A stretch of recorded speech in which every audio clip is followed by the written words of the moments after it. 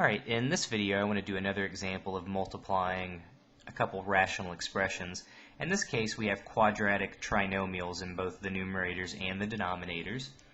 So again, the main idea on these types of problems is just to factor and cancel. That's usually the gist of the problems. So I'm going to give myself a little room and try to factor and cancel. Again, keep in mind too that usually these problems are set up so that things will cancel. So for example, let me factor. So we've got 3x squared plus 7x plus 2. To me, that one's the worst one. I'll come back to that one. In the denominator, we have x squared minus 2x minus 8. So since the coefficient on the x squared is a 1, remember the rule is we basically look for two numbers that multiply to negative 8, but add up to negative 2. Well, I think negative 4 and positive 2 would do that. And then to get the x squared, we simply use an x and an x.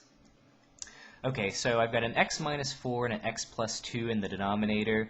I'm already thinking, there's a good chance maybe there's an x minus 4 or an x plus 2 somewhere in the numerator if things are going to cancel out. So at least it helps me, sometimes guess what the factors might be. So I'm going to do my x squared minus 3x minus 4. I believe that would factor as well. So to get the x squared, we need an x and an x. Two numbers that multiply to negative 4 but add up to negative 3. I think we could use negative 4 and positive 1. Hey, there's our x minus 4s showing up. X squared plus 3x plus 2. I think that one's not too bad either. X plus 1, x plus 2. Again, if we multiply, we'll get positive 2, and those will add up to positive 3. And then 3x squared plus 7x plus 2. You could do this by factoring by grouping. This is one that I would certainly just kind of do by trial and error, assuming it factors nicely. So to get 3x squared, we'll need 3x and x. Really, the only good way to get positive 2 is to have a positive 1 and a positive 2. But it definitely matters in which set of parentheses you put the positive 1 or the positive 2. I think we would need the positive 2 to go on the second factor, the positive 1 to go on the first, because if you multiply that out, we'll get 3x squared plus 6x plus 1x, which gives us our 7x, and then our plus 2.